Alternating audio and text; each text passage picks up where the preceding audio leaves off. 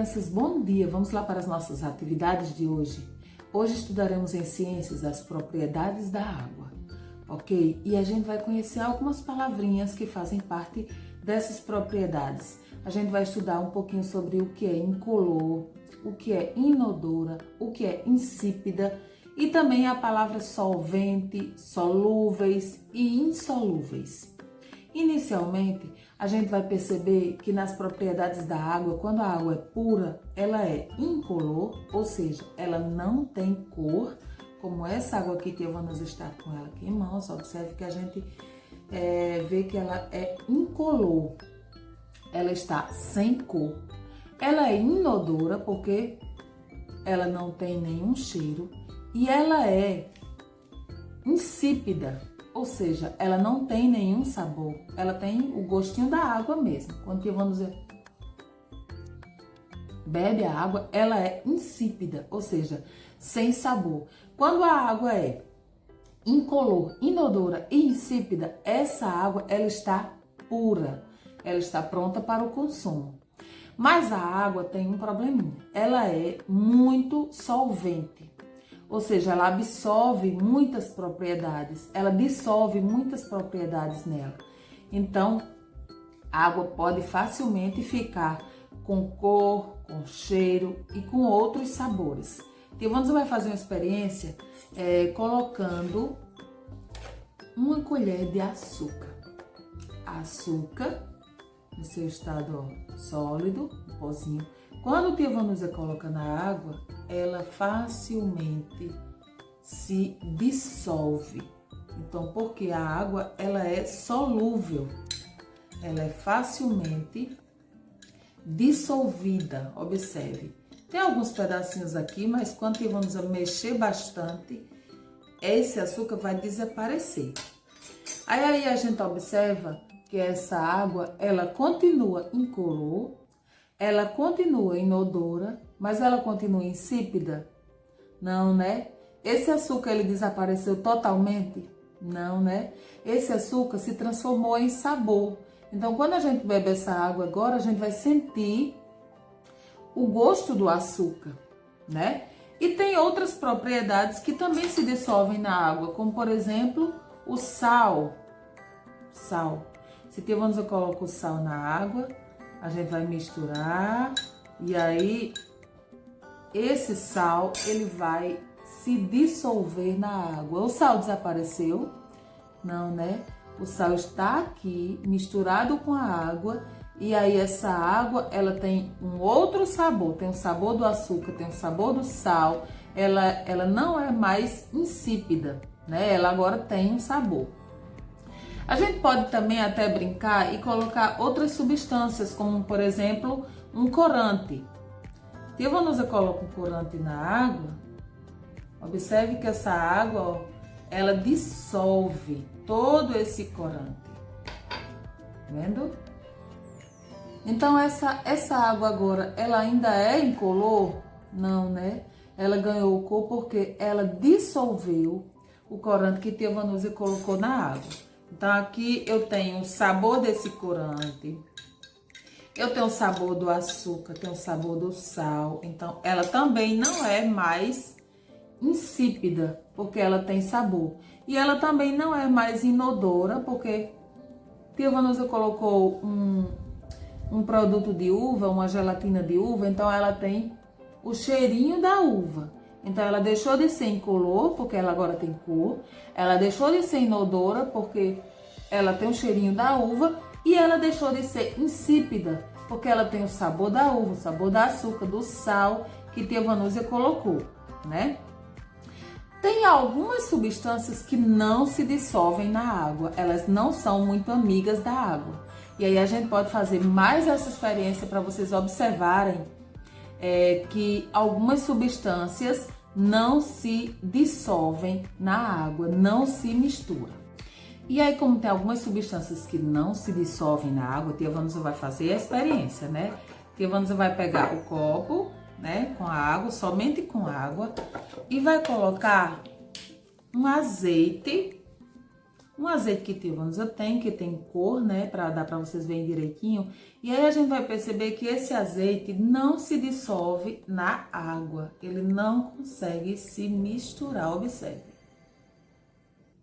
Cria as bolinhas por cima e o azeite não se dissolve na água, observe. Mesmo que tia Vanusa mexa e mexa, olha, o azeite, assim como qualquer outro tipo de óleo, não vai se dissolver na água. E isso vocês vão ver na atividade de hoje. Aí, na página 60, vem mostrando essa experiência. O açúcar, o sal são solventes, se dissolvem facilmente. Aí vem essa palavra dissolver, que é se misturar. Os dois se tornam um só.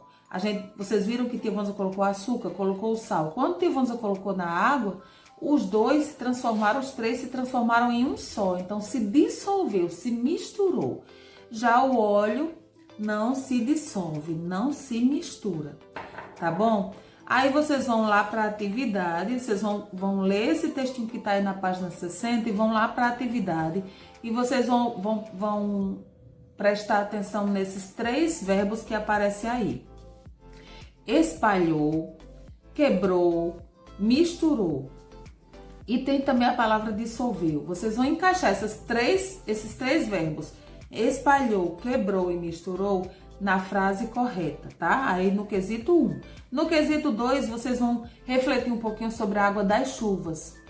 Como a gente percebeu que a água ela é um ótimo solvente e dissolve muitas substâncias na água, aí a gente precisa pensar assim, que quando chove, essa água desce na atmosfera, passa pelo ar e vai levando tudo que tiver nesse ar.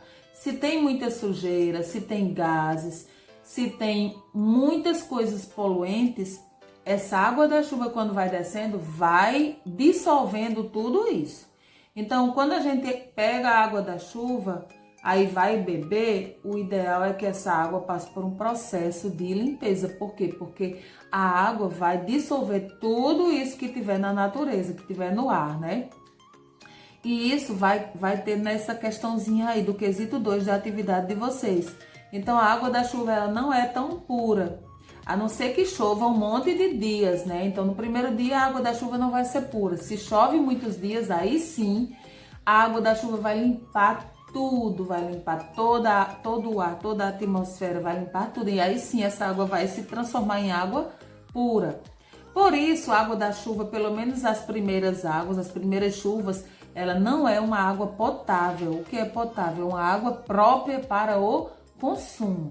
E aí na letra C, vocês vão ver que podemos dizer que as chuvas reduzem a poluição do ar. Então a gente pode dizer que sim, porque na verdade quando a chuva vem, ela limpa tudo, ela limpa até o ar que a gente respira, né? E aí, como água é vida, como água é tudo, a gente precisa refletir e recordar tudo isso que a gente tá vendo, que a gente já viu, na verdade.